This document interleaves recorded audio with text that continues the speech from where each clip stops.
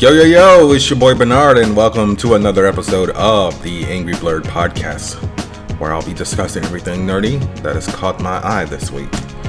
It feels like this is just happening on a reoccurring weekly basis, but unfortunately we do have to throw out some condolences. First thing, we have to give a rest in peace to Kristofferson.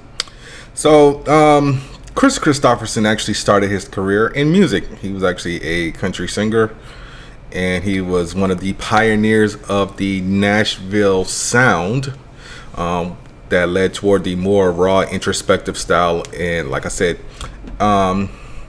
he started acting in the 70s, actually. But, you know, he was in a few movies. He was in, I'm not sure if it was the remake or the original version of A Star Is Born. Alice Doesn't Live Here Anymore. Cisco Pike. I'm actually going to check to see if it was the original version of A Star Is Born. No, so this is the second version of A Star Is Born, because the first one came out in 1937. No, I'm sorry, it's the third one. So there was a 1937 version, and then the 1954 version, then the 76 version, and then obviously we got the one in 2018 with Bradley Cooper and Lady Gaga. But a lot of us may know him for playing Whistler in the Blade films. So he was also in the 2001 version of Planet of the Apes with Mark Wahlberg. He was in something called Detox with Sylvester Stallone. He did the voice work on one of the on a military brat movie called Bratz: Our Journey Home. He was in Dreamer with what's the old girl's name?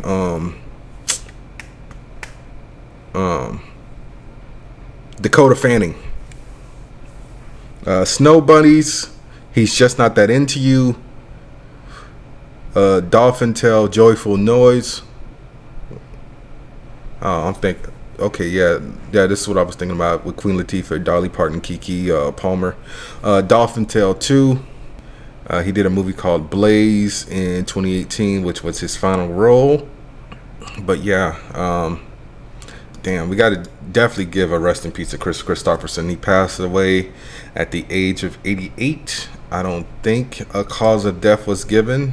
It just says, okay, so I guess he passed away in his sleep. So probably natural causes. He died at his home in Maui on September 28th. All right. So this one actually hit a little home for me. I actually got the chance to meet this guy at SuperCon a few years ago. And we have to give a rest in peace also to Ken Page. So Ken Page was a theater actor who worked on Broadway. He was in Cats. He was in The Wiz with Stephanie Mills. I believe he played the Cowardly Lion. If I'm not mistaken. Yeah, he was the lion in The Wiz. But he also did a lot of voice work. He did the voice of King Gator in All Dogs Go to Heaven. He was in Dreamgirls. But like I said, this one hits heavy because he was actually the voice of the villain in one of my favorite Disney movies, and that's The Nightmare Before Christmas. He provided the voice of Oogie Boogie. He also reprised his voice work for Oogie Boogie and the Kingdom Hearts games. So Kingdom Hearts, basically 1 and 2.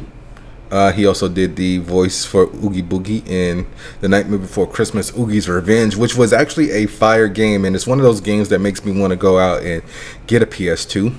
But he also did TV work. He was the voice of the narrator on All Grown Up, which was the second Rugrats series where, you know, they're all grown up.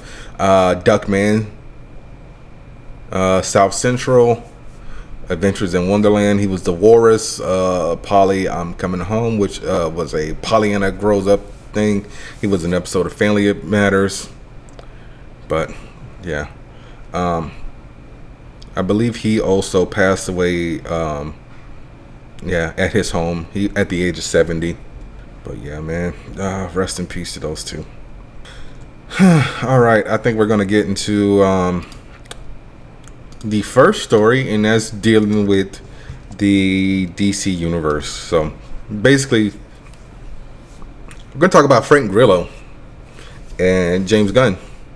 So James Gunn was actually doing a interview with Entertainment Weekly, and he confirmed that Frank Grillo will be reprising his role from Creature Commandos, which is coming out this December, as Rick Flag Sr. in Superman. We already knew that he was coming back in Peacemaker because Peacemaker killed his son in the Suicide Squad. So this is what he said. He's a really cool character that Frank has been molding. The character is also in Superman, and he's an incredibly important part in Peacemaker.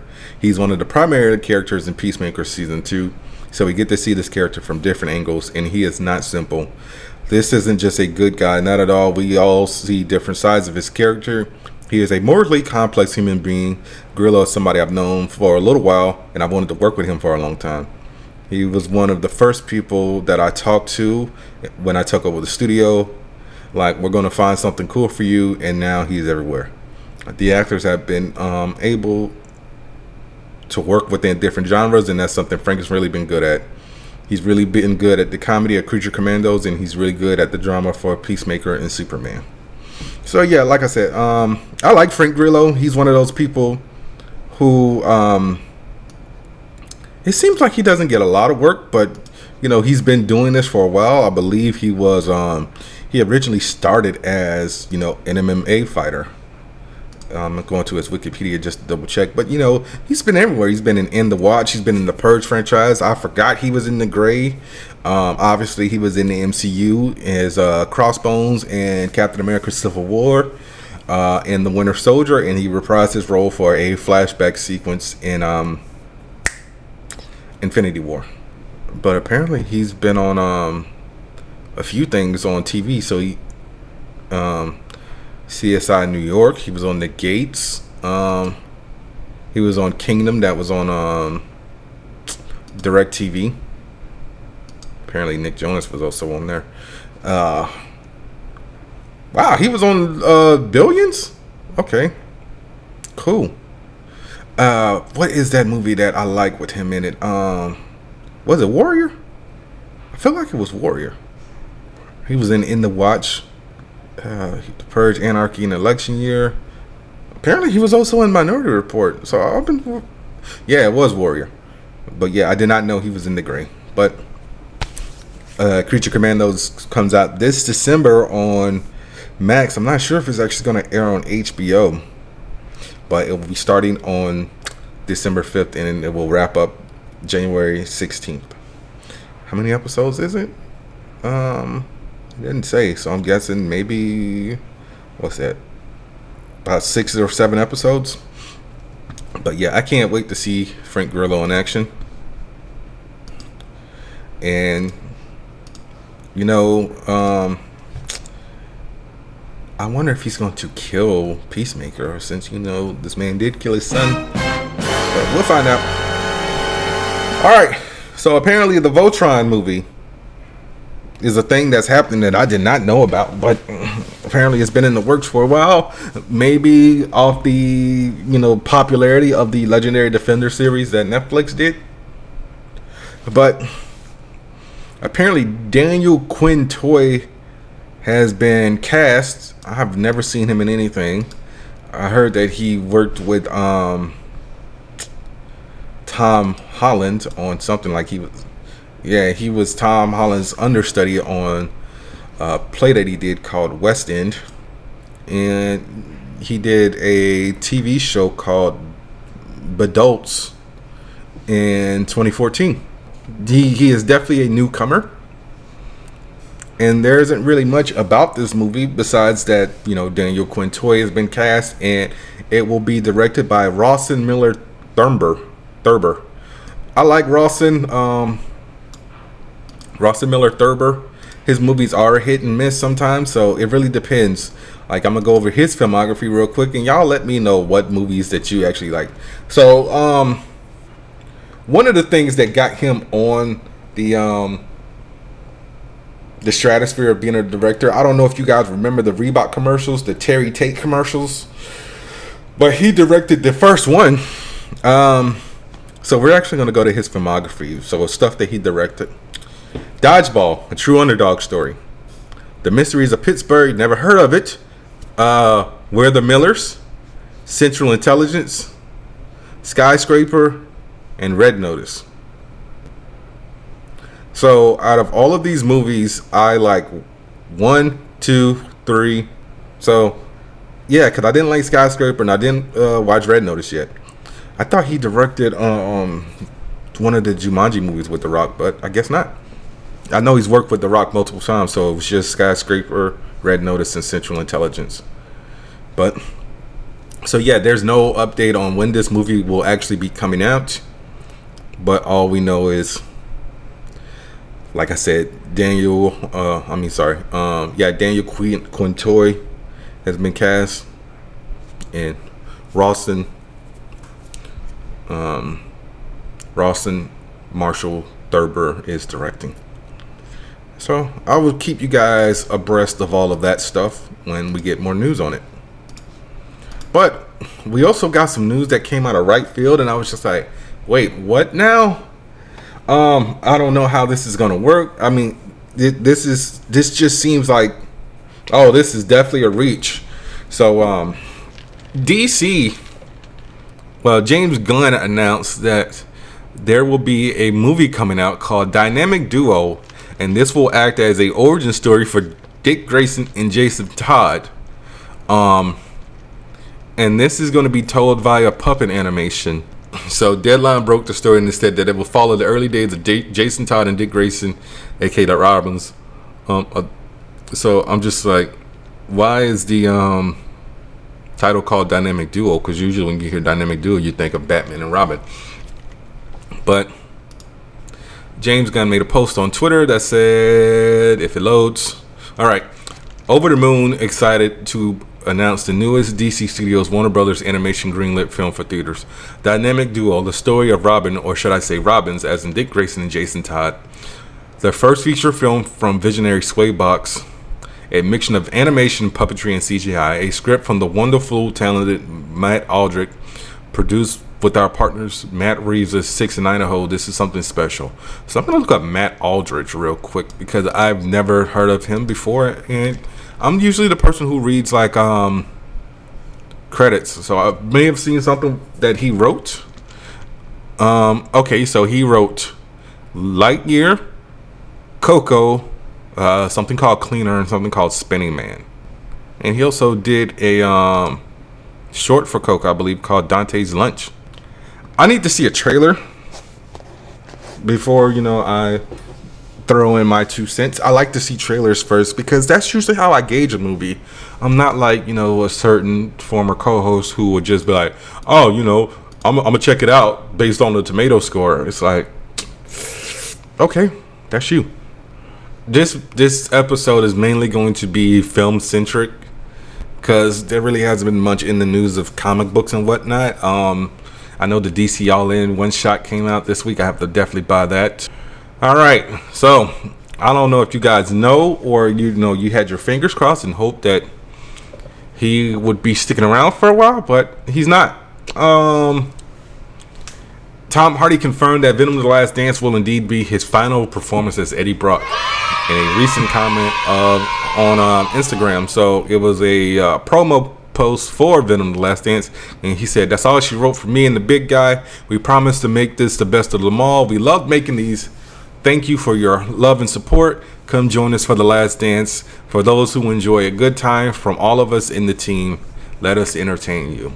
And I'm just like, thank God it's finally ending, because as you guys have know from my review of Venom: Let There Be Carnage with Samir, these movies have not been good. And Tom Hardy's writing them with Kelly Marcel. And, if he wants to actually, break out and write films, cool. And, but I believe Kelly Marcel has written on all 3 of the movies, but she's also written on 50 Shades of Grey, something called Wolf, or did she act on that? Oh, that's her as an actress. She wrote on The Changeling. I have to check that show out on Apple TV Plus. So yeah, she's basically been in Tom Hardy's life for like the longest because she worked on Bronson, which was a movie he did like in 2008, where a guy who was in prison changed his name to Charles Bronson. But yeah, she, like I said, she's worked on all 3 Venom films, and she is directing this one, and this is her first directing credit. So yeah, we'll see what the tomato score is on this bitch. All right. I think I'm done shitting on Venom right now. So let's go ahead and get into the next story. So you know how I said, guys, that physical media is important, and people are like, no, it's not, because things are going to be streaming forever. Well, I'm going to give you guys some news. So for those of you who are fans of Cartoon Network shows, I got some bad news for you. So Max has slowly been removing some of the Cartoon Network original shows. So I don't know what's going on, if they're getting ready to license that stuff out or what, but here is a handful of the shows that have been removed from Max. So Chowder, regular show, The Amazing World of Gumball, We Bare Bear, Steven Universe. I believe they also said Ben 10, which is crazy. Is it the original Ben 10? I wouldn't be surprised because they already removed Ben 10, Ultimate Alien, and Alien Force. So let me actually go to Max real quick. Hopefully it doesn't act stupid since I have my VPN on. Great, it is. So let me go ahead and turn my damn VPN off. All right, VPN off. Refresh. So apparently you cannot use a VPN on Max. I thought it was because originally I was using a VPN for a different country. So yeah, Ben 10 is gone as well. All versions of Ben 10. The the early 2000s version and the reboot. But somehow We Baby Bears is still on here. Can I go to Hubs and, because I don't think I can go to Hubs anymore since they ever since it, oh wait, here we go. Brand Spotlight. Where's Cartoon Network? It looks like they got rid of the Cartoon Network hub itself. Cause I see Harry Potter, Bleacher Report, CNN Max, Discovery, Adult Swim. Unless they put it all on the Boomerang. If that's the case, that's just stupid. Because that Scooby-Doo, yeah, I figured that's what that would. Well, no.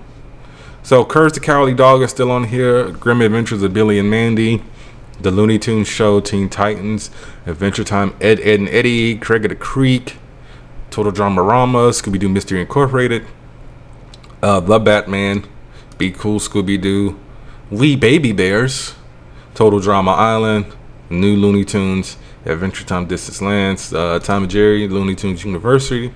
So there's a bunch of stuff that's still up here, but like that stuff that I don't know, like people loved, it's pretty much gone. So physical media matters. And on that note, I am going to take a break. I'm gonna drink some of my Dubby. I am still on whatever flavor I told you guys I was on, because I can never remember the name of stuff. What was it? Galaxy Grenade? Was it Galaxy Grenade? Do I still have the photo here? I will tell you guys in a second if it's still here. Yes, I was right. Galaxy Grenade. So listen to this ad for Dubby. Get your Galaxy Grenade, and I'll see y'all on the other side of it. Okay? This episode is brought to you by Dubby. Dubby gives you focus and energy without the crash and jitters. It has no sugar, fillers, or artificial dyes. Mix one packet or scoop into 8 or 12 ounces of water. Stir or shake well. Some powderiness is normal, and it has all the important vitamins. So this has vitamin C, B3, B6, and B12. And it's made from coffee fruit extract. So drink it and go conquer a task. And go to dubby.gg and use my promo code angryblerd10 at checkout to save 10% on your order. That's dubby.gg with promo code angryblerd10. Okay? All right. Welcome back. So, let's get into my last few stories before I get into the reviews of The Penguin and Agatha All Along. So, Beetlejuice Beetlejuice. We know it basically cleaned up at the box office. But we also got the announcement of when it will be hitting digital. And that will actually be this Tuesday, October 8th. So after 1 month of, 1 month after it was in theaters. So actually, let's go to Box Office Mojo and see how much money Beetlejuice made overall.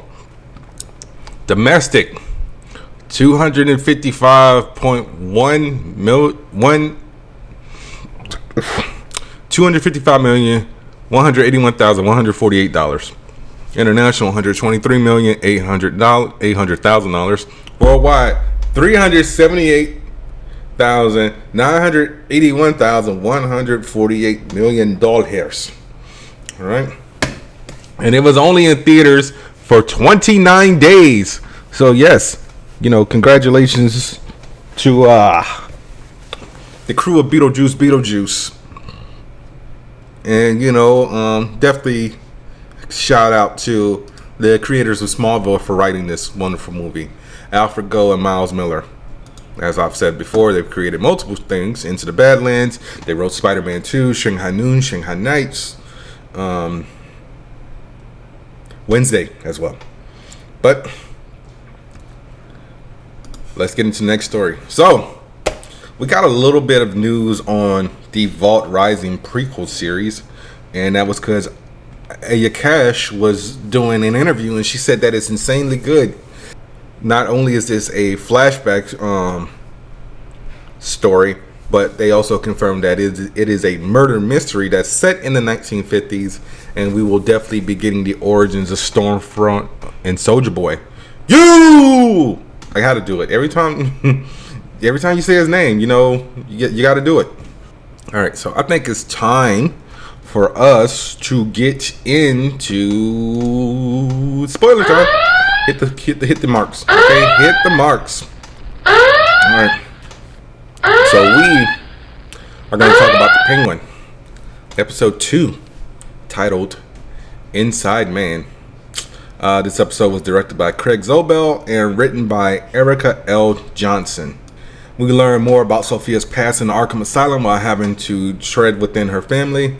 Oz also continues to take Victor further down the criminal underworld while trying to pull the strings between the Falcone and Maroni families. And Oz and Sophia begin to grow closer. And one of the things that I liked about this episode was you actually get to see Oz basically trying to juggle everything, between, like they said, trying to manipulate both families into taking each other out, and somebody within the Falcone crime industry not necessarily trusting Oz, so kind of setting him up to fail, and him trying to get out of the sticky situation that he's in, that the Sophia is like close to figuring out who he is, so he takes out Sal Marone's right hand man after the Falcones abduct him from a hospital and set up somebody in the Falcone crime family to be the person who killed him. But this episode was good. I want to know why Oz doesn't like cilantro. Why doesn't he like cilantro? Can someone answer that question for me? But very enjoyable episode. I might go back and watch it again, because you can definitely tell that Victor is possibly going to be his Oz's right hand man from here on out. And I'm trying to think, who was Cobblepot's right hand man in the comics? I don't even think Oz had a consistent one. Like how Ra's al Ghul has the big motherfucker who's always calling Batman infidel. But I really can't think of anybody, honestly, off the top of my head. But yeah, guys, Penguin, every Sunday, 9 p.m. on HBO and Max. So now I think we're going to talk about Agatha All Along. Episode 4 is If I Can't Teach You, Let My Song Reach You. So this episode picks up right where episode 3 left off, with them surprised that Sharon Davis, aka Mrs. Hart, is dead. They bury her, and then they discuss what are they gonna do now since they need a green witch. And they basically cast a spell to summon a new green witch. And who is it? None other than Rio Vidal herself. So obviously there is a lot of sexual tension between Agatha and Rio, as we saw in the first episode, and it's just pretty much like been amplified since then. And Agatha and Rio have a conversation. We really don't know what about, but as they go further down the road, they actually come across the next challenge for them on the road, and that is a studio where they have to perform Alice's mom's version of the Witch's Road song. And we actually find out that Alice's mom did not die on the road, on the Witch's Road, but she did die on the road. She died on tour in a hotel fire. And we find out that Lorna, who is Alice's mom, her version of the Witch's Road is a spell meant to keep Alice safe from whatever family curse they have. And the curse starts to go to the coven, and they all have to perform the song to save themselves. And Rio tries to show the coven that, you know, Agatha ain't shit. And then they perform the song, but Teen gets injured. And I'm like, yo, this show is actually like picking up a lot of steam. Aubrey Plaza is doing her thing. Everyone's doing their thing in this show. And I honestly, I know it's a mini series, but I really do want to see these characters continue in the MCU outside of Teen. So I would like to see all the other witches, you know, show up in some way, shape, or form, or, you know, pop up in something else. Okay, don't let these characters just be one-offs. That's all I have to say about that. But yeah, y'all, check out Agatha All Along. Comes on Wednesdays on Disney Plus, I believe at 9 Eastern, 6 Pacific.